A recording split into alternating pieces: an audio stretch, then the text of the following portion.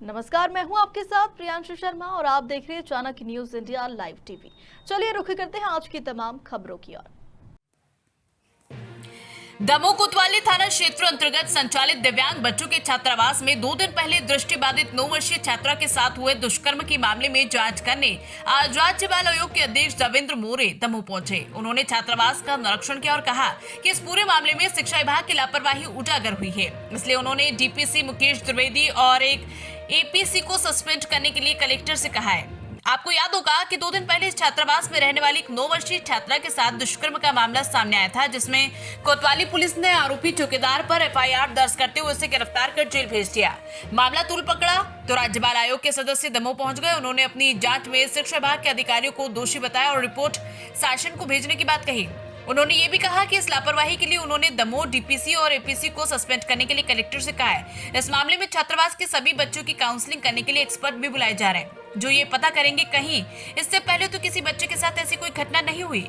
निलंबन से जुड़े मामलों में कलेक्टर मयंक अग्रवाल का कहना है कि घटना के बाद ही उन्होंने एक जांच टीम गठित की थी, जो 2 दिनों बाद जांच रिपोर्ट प्रस्तुत करेगी, जिसे वो शासन को भेजेंगे।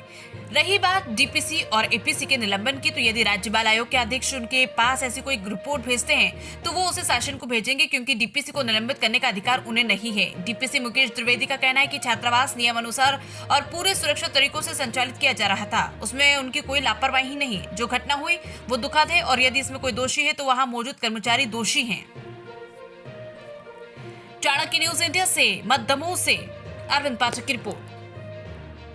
वहाँ पर जो एक गृह के लिए जो व्यवस्थाएं होना चाहिए, क्योंकि उन बच्चों के लिए विशेष करके सुरक्षा और सहायता देने की आवश्यकता होती है, और ऐसे बच्चों को वहाँ पर जब रखा जाता है तो सुरक्षा के मापदंड पूरे होना चाहिए।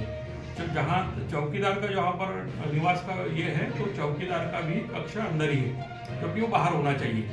और वहाँ का जो एपीसी है, वो जिस घटना के दिन एपीसी वहाँ पर उपस्थित नहीं था, उन्होंने किसी केयर टेकर को अपनी जिम्मेदारी सौंप के गया था, जबकि ये अपराध की श्रेणी में आता है।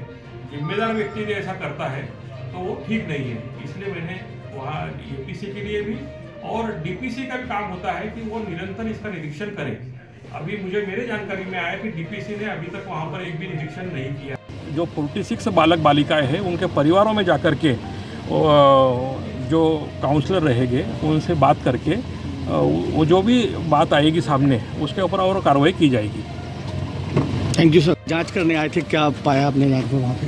दमोह में शिक्षा विभाग के माध्यम से सर्व शिक्षा अभियान के अंतर्गत स्पेशल नीड और केयर बच्चों के लिए छात्रावास का चलता है, और पिछले 2 दिन पूर्व जो घटना हुई वो बड़ी दुखद भी है और शर्मसार करने वाली घटना है।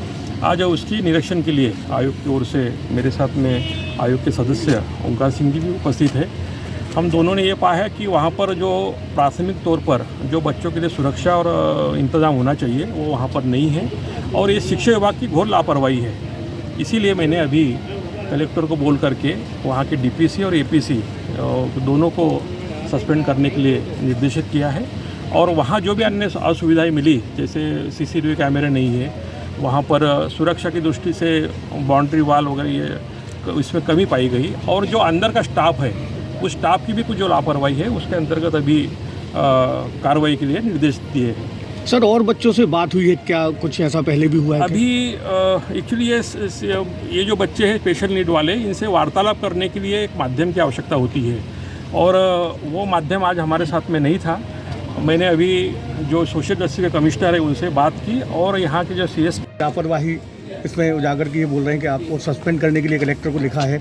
क्या आपका क्या कहना है इस बारे में? नहीं, विभाग की तरफ से तो हमने पूरा व्यवस्थित वहाँ पे चलाया है। जितने कर्मचारी जिस नियमानुसार समिति के द्वारा रखे जाने थे वो रखे हुए थे, और इतना व्यवस्थाएं वहाँ पे की गई हैं विभाग की तरफ से। अब ये अचानक से घटना घट गई, इसमें विभाग के वहाँ जो लोग थे उसकी त्रुटियां हैं, वो देखेंगे।